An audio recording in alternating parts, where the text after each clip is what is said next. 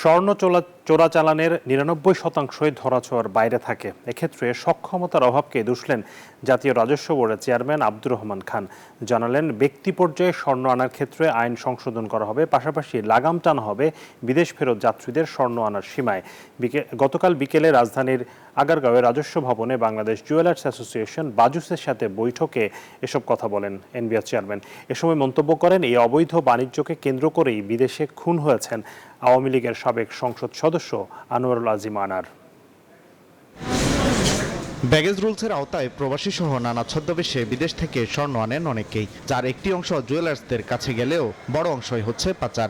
রোববার Bangladesh jewellers association বাজুসের সাথে আয়োজিত বৈঠকে এনবিআর চেয়ারম্যান জানান, নানা সমস্যার কারণে চোরাচালানে সব স্বর্ণ ধরা পড়ে না। এ সময় চোরাচালানকে কেন্দ্র করে সংগঠিত হানাহানি নিয়ে উদ্বেগ প্রকাশ করেন তিনি।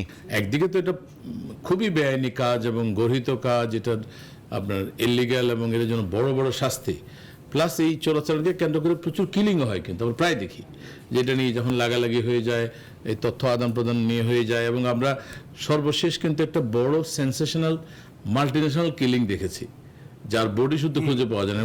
ব্যাগেজ রুলসের আওতায় স্বর্ণ আনায় শুল্ক বেশি, যদিও তুলনামূলক কম কর দিয়ে বৈধ পথে স্বর্ণ আনার সুযোগ থাকলেও তেমন আমদানি নেই। জানালেন, ব্যক্তি পর্যায়ে স্বর্ণ আনার ক্ষেত্রে আইন সংশোধনের পাশাপাশি লাগাম টানতে হবে বিদেশ ফেরত যাত্রীদের স্বর্ণ আনার সীমায়। আপনাদের সবাইকে নিয়েই, পুরো মিডিয়াকে নিয়েই আমরা ইভেন ব্যাগেজ রুলটা আমরা সংশোধন করব।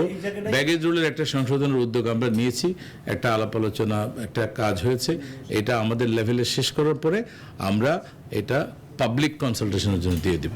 তবে বাংলাদেশ জুয়েলার্স অ্যাসোসিয়েশন নেতাদের দাবি, এলসি জটিলতা, বিএসটিআই এর মাধ্যমে স্বর্ণের পরীক্ষা সহ নানা বাধার সম্মুখীন হচ্ছেন তারা। বাজুসের দাবি, ভোক্তা পর্যায়ে ভ্যাটের পরিমাণ 5 থেকে কমিয়ে 3% নির্ধারণের। আপনি নিশ্চয়ই জানেন যে গোল্ডের দাম ওয়ার্ল্ড মার্কেট থেকেই ওইটা নিয়ন্ত্রণ হয়। ভ্যালুটা এত বেশি আপ ডাউন করে, যার কারণে অনেক ইম্পোর্টাররা রিস্ক নিতে চাচ্ছে না কিংবা রিস্ক নেয় না।